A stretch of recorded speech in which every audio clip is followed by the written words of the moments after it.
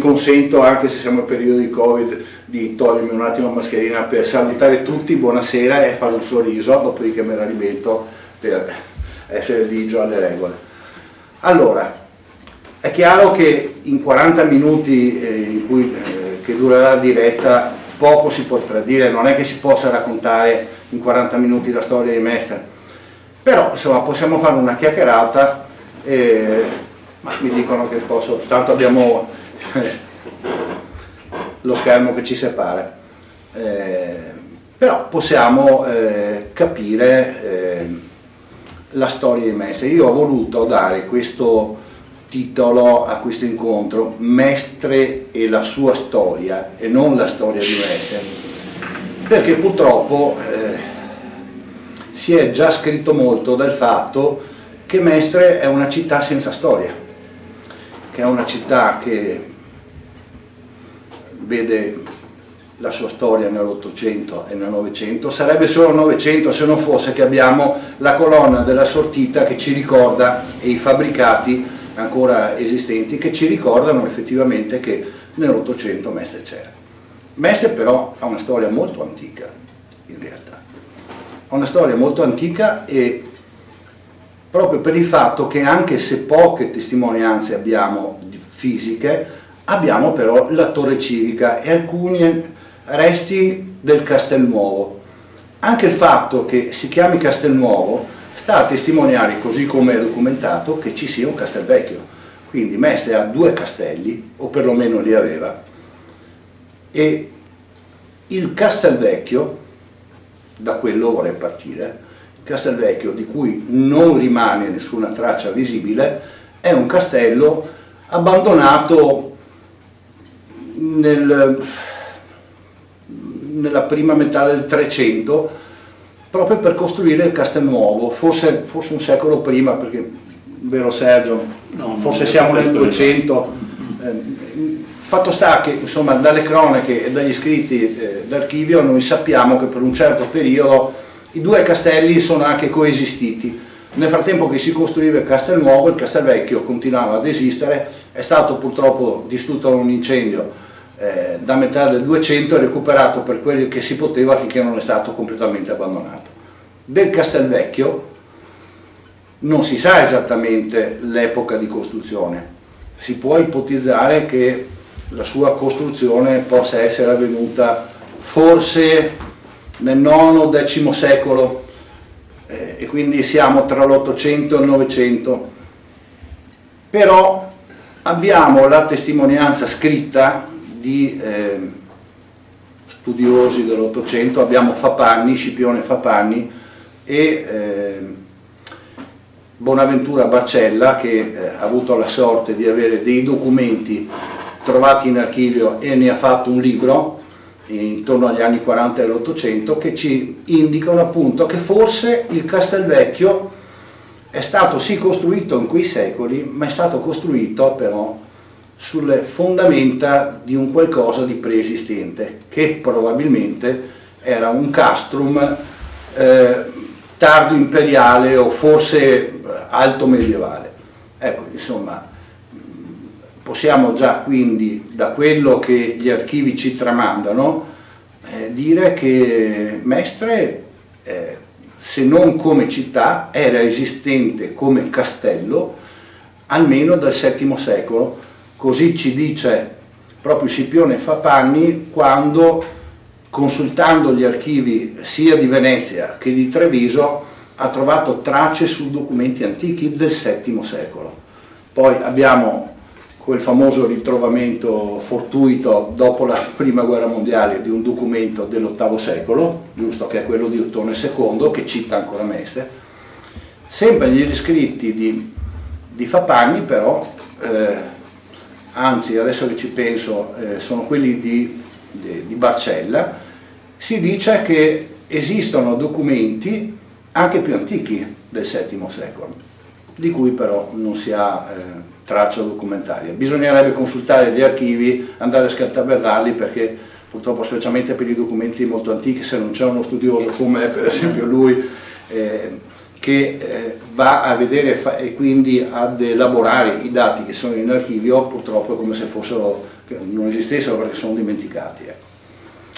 Allora, quello che vorrei dire del primo periodo di Mestre medievale, quando parliamo di Medioevo parliamo di Alto Medioevo, quindi dalla caduta dell'impero romano, i primi secoli, proprio i secoli bui, che sono bui non perché fossero bui, perché da quello che si capisce, insomma, da molti scritti postumi naturalmente di qualche secolo, sembra che a Mestre non se la passassero neanche tanto male, perché essendoci un territorio che dava dei frutti, si viveva di terra, si viveva con gli animali, insomma mangiare non mancava, e diciamo che essere in un posto relativamente salubre, avere da mangiare per quei secoli là, insomma era un bel vivere che è cambiato poi con le pestilenze che vanno dal 1300 al 1600, che hanno devastato praticamente tutta Europa. Mestre non si viveva male, era un posto che ha avuto per molti secoli una popolazione variabile tra i 3.000 e i 10.000 abitanti, addirittura fino alla fine dell'Ottocento, però dobbiamo pensare che nel periodo medievale fino al 1300 in tutta Italia c'erano 8-10 milioni di persone, quindi il fatto che Mestre ne avesse 6.000-8.000 insomma voleva dire che era un centro abbastanza consistente, anche perché si trovava nella direttrice della vecchia Viania che portava nella regione della Venezia e Istria, e quindi aveva un porto. Già nell'epoca romana era documentata come ad nonum, quindi un luogo, insomma, un luogo che aveva un nome, probabilmente una mutatio, quindi un cambio di cavalli, una mansio o qualcosa del genere, insomma, comunque era già un posto frequentato e abitato, e che nei secoli successivi, dopo la caduta, è diventato qualcos'altro, perché si trova appunto il toponimo Mestre già dopo 200 anni dalla caduta. Quei secoli sono bui perché non ci sono tracce documentarie, ma del resto sono secoli in cui più o meno di tutta la storia si ha poca traccia documentaria.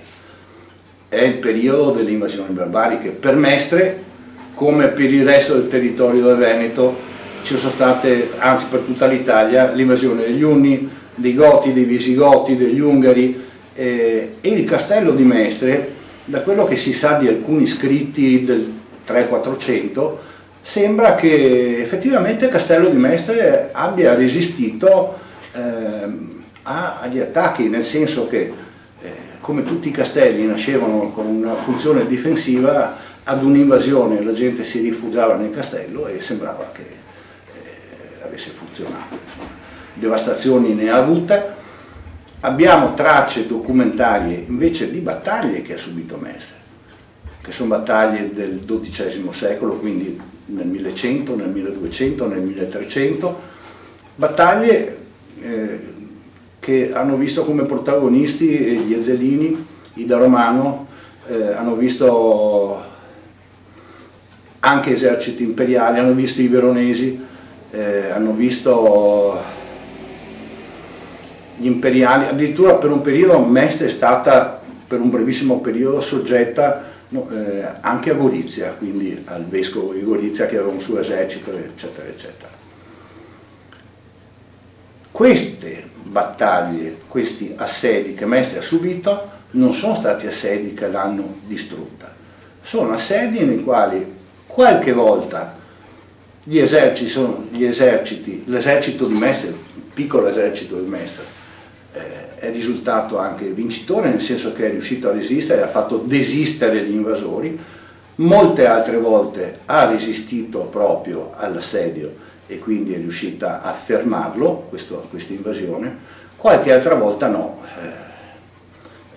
Abbiamo purtroppo notizia che è più tarda, naturalmente, quella della Lega di Cambrai che, muovendosi contro Venezia, ha assediato il castello di Mestre e ha sterminato praticamente tutta la popolazione, durante la quale il capitano di Mestre è stato ucciso.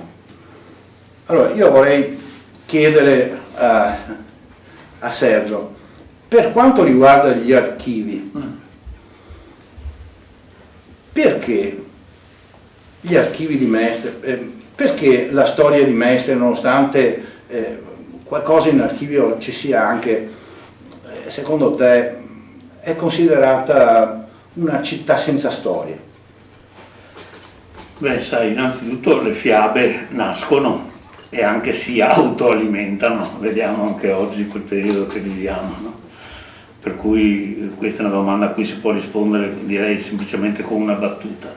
Invece quello che conta dire è che proprio quello che tu dicevi trova parecchi riscontri nei documenti. Ora, quando parliamo di documenti sarebbe giusto fare innanzitutto subito una distinzione. Ci sono i documenti di carta o di pergamena, quelli scritti, quelli sono i documenti in senso stretto, sono quelli che ci danno anche le notizie migliori quando dobbiamo fare la storia. Poi ci sono dei documenti, diciamo, in senso lato. Proviamo a pensare, una lapide, io trovo una lapide, un pezzo di marmo con su scritto, non so, il console Lucillo è venuto a Mestre perché sua moglie è morta, se dico per dire una stupidaggine, ma insomma sulle lapidi tu puoi trovare delle diciture che ti aprono un momento di conoscenza. Oltre alle lapidi possono esserci degli stemmi, possono esserci delle scritte sulle case, eccetera, no? Allora bisognerebbe riuscire, quando si costruisce la storia, a mettere un po' insieme tutta questa cosa, tenendo però presente, per uno storico o come dire che si interessa proprio di scrivere la storia, che il documento è il primo elemento di conoscenza. Ora, io ho messo a posto l'archivio di Mestre. Spero che mi facciano una lapide quando morirò,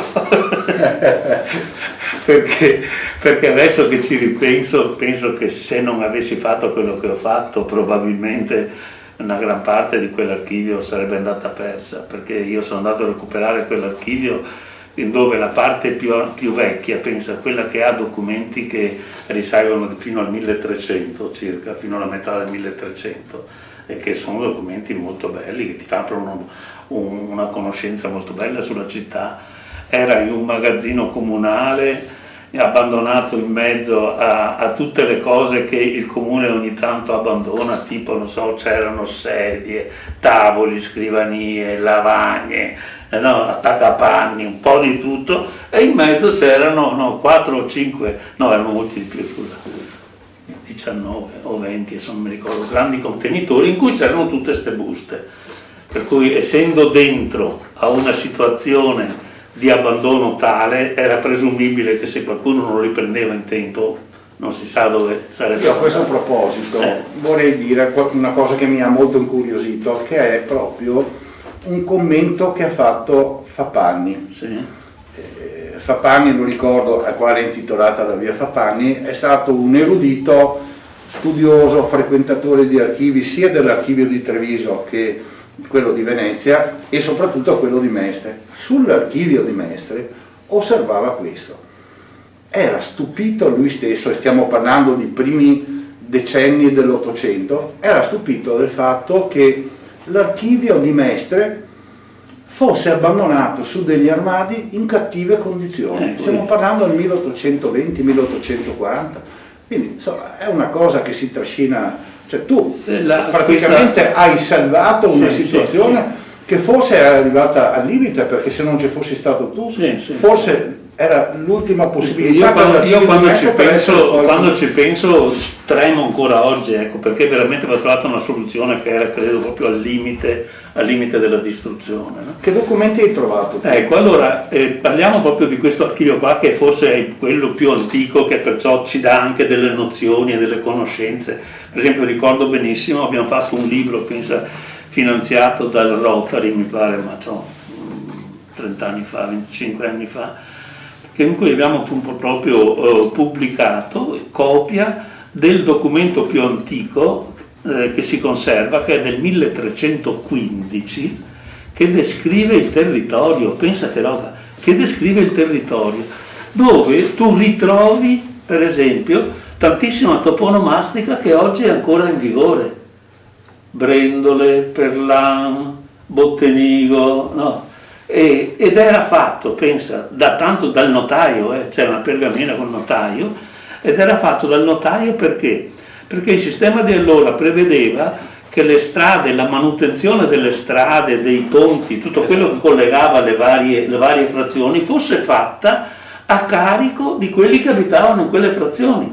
Per cui c'era un responsabile che andava dal notaio e diceva: ok, io mi prendo cura di questa strada che va da qui a qua, a questo ponte è costruito così, c'è il fiumiciattolo, eccetera, poi c'è una... Quindi per cui tu un documento notarile con la descrizione di un bene, noi però riusciamo a ricavare la storia e la conformazione fisica anche di questo bene. Quello che è stato bello è che l'abbiamo pubblicato quella volta quando io l'ho trovato, però vedi, il discorso grosso è questo. Noi abbiamo fatto un'azione bellissima, io ho salvato sta roba, il Rotary ci ha dato i soldi per pubblicare sta roba, è stato presentato, mi pare fosse vivo ancora Zorzetto veramente, dopodiché è andato nel dimenticatoio, cioè no.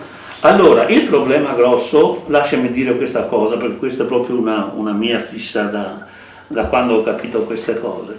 Il problema grosso è che l'archivio non deve restare, o come dire, un enclave, una piccola zona a uso e consumo dello storico di turno che va lì a pescare i suoi documentini e a scrivere dopo i suoi libretti. Bisognerebbe che ci fosse un'azione evidentemente dell'amministrazione pubblica, con gente preparata, con un po' di testa e con un po' di amore per le cose antiche, che queste cose le facesse vivere prendendole e mettendole nel circolo della conoscenza della città, capisci? Ecco, allora questa cosa qua, pensa, io l'avevo formulata nel 1992-93, mi ricordo, ma erano 2 o 3 anni prima che morisse Zorzetto, e Zorzetto è morto nel 95, e mi ricordo che gli ho prospettato questo modo di poter fare e di rendere l'archivio utile per la città ogni giorno, e gli ho detto, mi ricordo: senti Gaetano, facciamo una casa della memoria, la chiamiamo Casa della Memoria.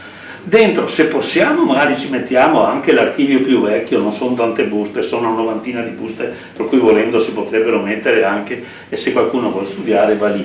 Però soprattutto che la Casa della Memoria potrebbe diventare il luogo dove questi documenti dell'archivio, di tutti gli archivi che parlano di Mestre, vengono presentati alla popolazione attraverso piccole mostre, piccoli dibattiti, piccole pubblicazioni che si fanno continuamente, perché questo è un lavoro da fare, ma è un lavoro lunghissimo. Se tu non cominci a farlo e non lo fai mai, resterai sempre senza storia, perché la stragrande maggioranza della gente non... A questo proposito, io vorrei dire una cosa sul fatto che tu hai citato documenti notarili e documenti nei quali venivano descritte le strade e il territorio.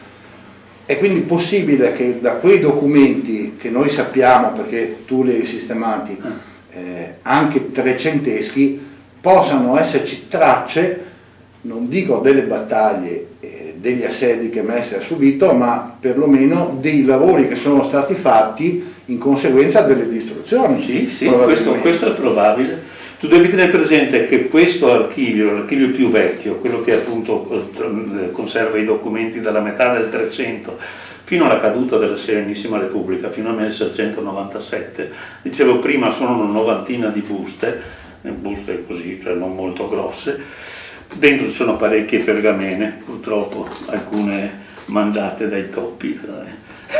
Mi ricordo che una volta sono venuti i bambini di una scuola elementare a vedere, no? Allora gli ho fatto vedere, erano tutti incuriositi, guardavano queste cose, e poi a un certo punto gli ho aperto una busta, no? In cui, se tu hai presente la busta magari è messa così, no? I documenti sono messi in piedi, il topo era andato dentro da sopra e aveva mangiato, aveva fatto un buco di questo tipo qua, per cui tu quando aprivi la pergamena aveva la forma e ho mostrato ai bambini sta roba, sono venute le mamme 2 o 3 giorni dopo ridendo, dice, c'è il mio bambino che mi dice sempre dei topi che mangiavano le pergamene. Vabbè, ma io credo effettivamente, mi piace quello che hai detto. Io mi ricordo alle elementari ho avuto la fortuna di avere una maestra che molto brevemente con i documenti che erano a disposizione in quegli anni là, ci ha fatto fare una ricerca sulla storia di Mestre. Sì.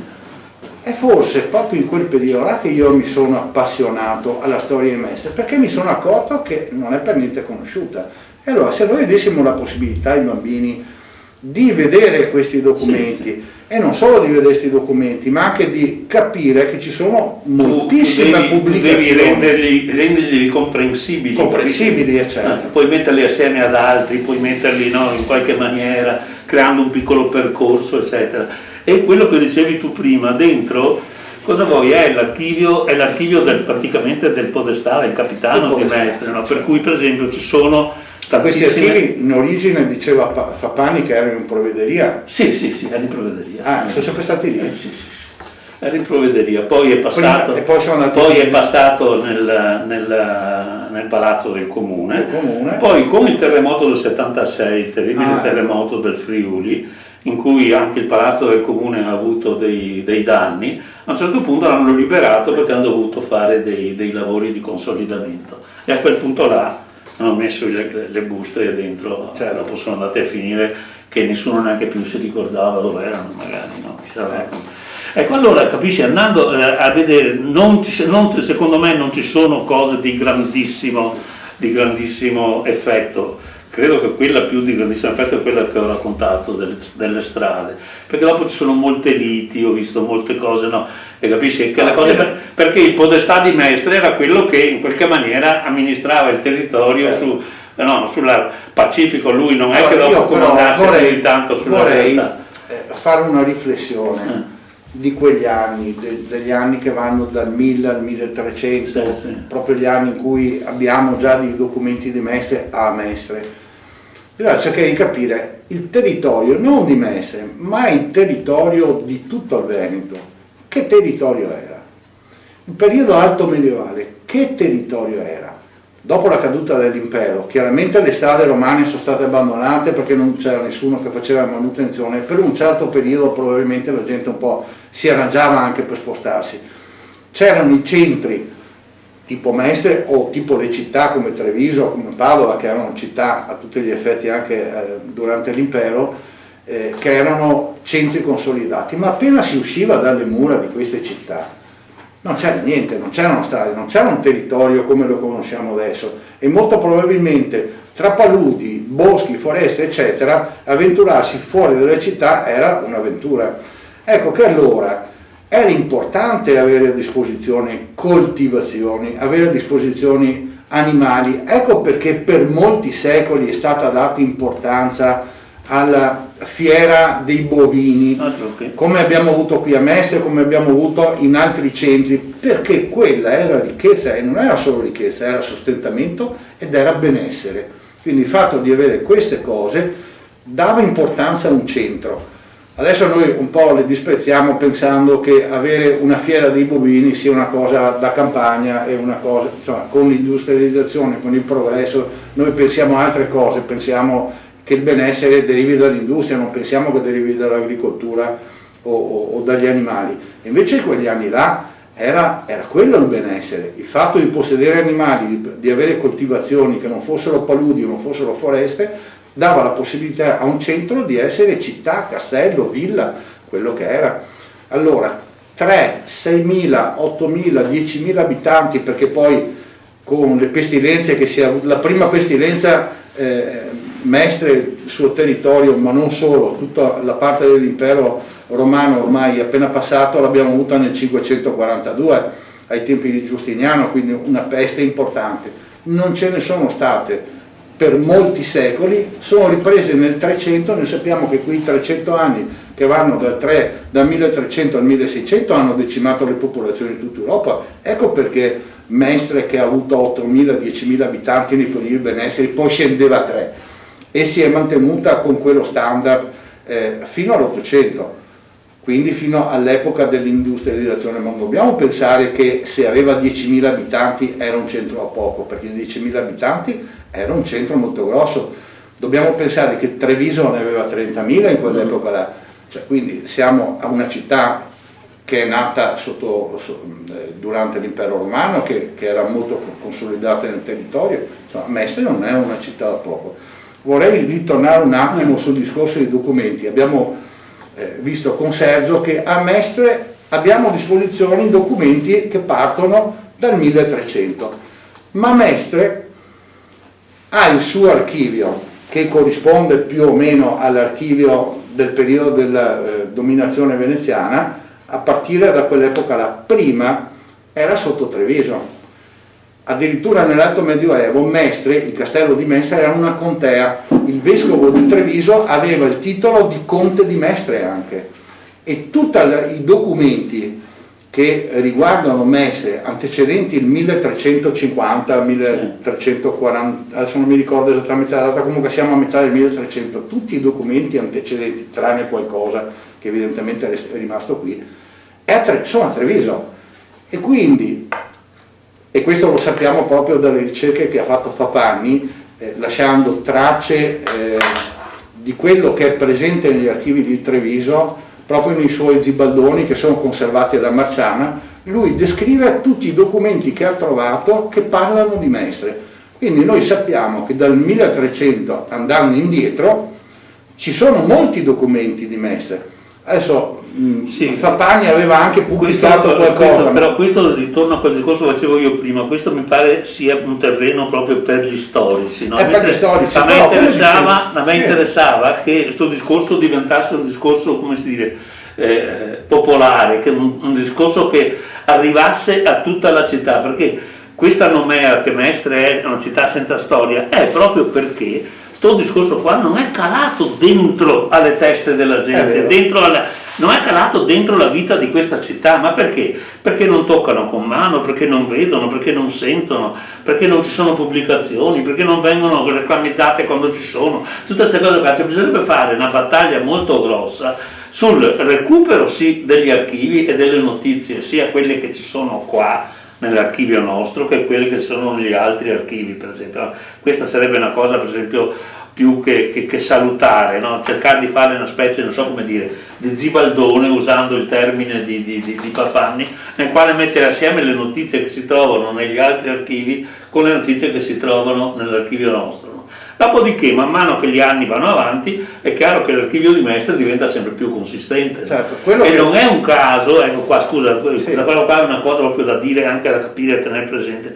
Non è un caso che l'archivio più antico di Mestre cominci dai primi decenni del 1300, perché è lì che cambia proprio la storia di Mestre, no? Nel momento in cui questa città passa dal dominio degli Scaliseri sotto la Repubblica. E guarda caso, no, quando passa sotto la Repubblica, un paio di decenni dopo, 3-4 decenni dopo, costruiscono il Canal Salso, certo. E cioè praticamente legano questa città a Venezia, no, perché diventa praticamente il porto in terraferma di Venezia, e tutta la sua importanza è quella. Esatto, e quando ora si lega che tutto il discorso del recupero di Piazza Barca, certo, che noi facciamo con Mestre Mia da tempo, non a caso faremo proprio uno dei prossimi incontri, riguarderà proprio la zona del Canal Salso di Piazza Barca, proprio perché, come hai detto tu, c'è stata una trasformazione urbanistica pazzesca, proprio che ha completamente stravolto l'assetto urbanistico e commerciale, perché ha spostato l'asse commerciale infrastrutturale dal castello del suo borgo, che è Piazza Ferretto, e l'ha spostato verso Venezia, quindi con l'approdo di Piazza Barche e il Canal Salso, che poi è diventata la solo che quella è rimasta, cioè quello è stato praticamente per 500 anni il nucleo di Mestre. Il nucleo di Mestre, cioè la piazza come piazza del mercato e la piazza della comunicazione con Venezia. Il problema è stato degli anni dopo, perché Mestre ha continuato a evolversi, diciamo, questa piccola cosa, anche perché forse stiamo finendo, mi pare, come siamo con gli orari? Sì. 5 minuti, ecco, così sappiamo anche come orientarsi. Quando praticamente Mestre ha cominciato a crescere e anche ad abbandonare, come dicevi tu poco fa, la sua vocazione, chiamiamola così, agricola, no? Lasciandola ai margini e cominciando invece ad accettare le prime industrie, questo dagli ultimi decenni del 1800, certo. Praticamente la città ha continuato a crescere sempre attorno a quelle due realtà, cioè la piazza e Piazza Barche, tant'è vero che le industrie erano collegate lungo il Canal Salso vicino a Piazza Barche e dopo vicino alla stazione, perché la stazione praticamente era il punto dove la città ancora... No. Il problema grosso della distruzione, chiamiamola così, di questa realtà, che nel piano regolatore di Rosso del 1937, che non è mai stato approvato, diciamo, purtroppo, per fortuna ma anche purtroppo, perché era stato individuato invece il mantenimento di quell'area centrale. Quello sì. No, capisci? Questo era il punto notare. Dopo faceva una caterva di strade, stradoni, eccetera, no? Però quel centro là l'aveva individuato, no? Come noi oggi potremmo individuare, oltre che il Castelnuovo, il Castelvecchio. Adesso che Ali, no, ha comprato il terreno e vuol farlo, noi speriamo e staremo con le orecchie attente, no, se possiamo dire qualcosa, se possiamo fare qualcosa, perché loro andranno a fare questo intervento sul luogo più storico di Mestre, anche se non ha nessuna emergenza, cioè non puoi vedere niente, uno va là e dice ma dov'è sto Castelvecchio? No, però per quanto possa sembrare strano, che non trovo, capisci? Però per quanto possa sembrare strano, quella è un'area strategica per la storia di Mestre, perché non solo perché sappiamo che c'è la Castelvecchio, perché se ci sono tracce, come compaiono in alcuni documenti antichi, del fatto che a Mestre ci fosse stato un castro romano, sono là. Quindi non solo abbiamo Castelvecchio, ma stare molto attenti. Molto attenti quando si scava a quello che potrebbe venire fuori. Esattamente. E dopo secondo me l'altra cosa, e questa gliela diremo in tutte le salse, l'aveva spiegata molto bene l'architetto Sarto quando abbiamo fatto un incontro su questo, che si potrebbe in quello che è la cosa che si può costruirla in maniera tale da come dire, quasi da che venisse fuori un richiamo del castello, non so come, ma si può cercare di pensarci su un commentino, l'area è talmente... non mettere là 3-4 torri così a caso. In ogni caso possono essere salvaguardati gli interessi degli investitori, giusto? È giusto che sia. E anche salvare il sito. Sì. Questo è possibile farlo, si possono salvare sia le capre che i cavoli. Vorrei concludere, come avete visto, in 40 minuti veramente si può dire poco e rimane una chiacchierata. Qualche idea l'abbiamo detta. Qualche idea l'abbiamo detta. Io vorrei concludere dicendo una cosa e ritornare proprio a quegli archivi precedenti al 1300 che sono a Treviso e che, come giustamente Sergio ha detto, però sono appannaggio proprio perché sono archivi storici degli studiosi. Ma se non c'è uno studioso che va a scoprire in quegli archivi che cosa c'è scritto della storia di Mestre, nessun lavoro storico può essere divulgato e quello rimane un archivio dove ci sono storie di Mestre dimenticate. Vorrei a questo proposito, mi dicono che posso negli ultimi minuti far vedere la mia faccia, vorrei a questo ritornando agli archivi e documenti dimenticati, raccontare un aneddoto che è naturalmente famoso perché è stato divulgato anche da Mestre Mia, sulla bolla di Ottone II, che è dell'800 e qualcosa. Allora, quella bolla, quel documento, quella pergamena è stato recuperato da un soldato della prima guerra mondiale o della seconda, della prima, che ritornando a casa sua, avendo freddo perché le scarpe evidentemente erano rotte e non riscaldavano abbastanza, ha pensato bene di fodrare i piedi con la pergamena ed è ritornato a casa. Quando è ritornato a casa, per fortuna, evidentemente qualcuno che aveva un po' più di cultura si è accorto dell'importanza di questo documento e quindi noi abbiamo un documento che sarebbe andato perduto, che è stato salvato per un caso fortuito, così come è stata salvata la torre civica di Mestre, che è il simbolo di Mestre, è stata salvata, pensate, da uno straccivedolo, perché nel 1905, durante una seduta del Consiglio Comunale, mentre si pensava di abbattere la torre, così come è stata abbattuta la torre Belfredo, durante questa seduta in cui si doveva decidere cosa fare, c'è stato, perché naturalmente i consigli comunali potevano partecipare, come adesso, insomma, può partecipare anche la popolazione, questo straccivedolo che ha detto: se non mi domandate tanto di affitto, la prenderei io. Il consiglio comunale ha deciso di affidargli come magazzino per gli stracci la torre civica ed è grazie a questo mestrino sconosciuto ormai che noi possiamo avere ancora una torre medievale che è simbolo di Mestre. Io concluderei qui dicendo che la storia di Mestre è ancora tutta da scoprire. Perché? Perché contrariamente a altre città che hanno nell'evidenza della città fisica, delle mura, delle torri, dei palazzi del Rinascimento e di tutto quello che è stato storia, Mestre invece ha subito degli stravolgimenti veramente consistenti e ha poche tracce. Allora è dagli archivi che noi possiamo, e naturalmente se ce ne saranno, come nell'ospedale, scavi archeologici, possono arrivare prove e può essere recuperato il passato di Mestre e la sua storia. Buonasera. Buonasera. Grazie, ricordiamo il prossimo appuntamento, lo vuoi ricordare tu? Ricordalo tu perché non mi ricordo esattamente qual è il titolo. Sai che non me lo ricordo neanche io. Mi sembra sia l'11 dell'11. L'11 dell'11. Esatto, sì. Quindi il giorno di San Martino alle 20:45 amici. Avremo ancora Fabio Bevilacqua, l'argomento lo tiene ancora in segreto così, vero Fabio? E poi sì, però saranno argomenti, diciamo che questo di stasera è stato un'introduzione per parlare appunto del fatto che Mestre una storia ce l'ha. Entriamo nel vivo parlando di parti del territorio, tipo come si diceva il Canal Sasso, la Piazza Barche e altre parti di Mestre importanti che vale la pena, che hanno storie da raccontare. Dai. Grazie Fabio, grazie, un ringraziamento grandissimo al nostro immancabile Sergio Barizza, grazie Sergio, io spero che tu possa tornare qui da noi quando volete, non ho problema.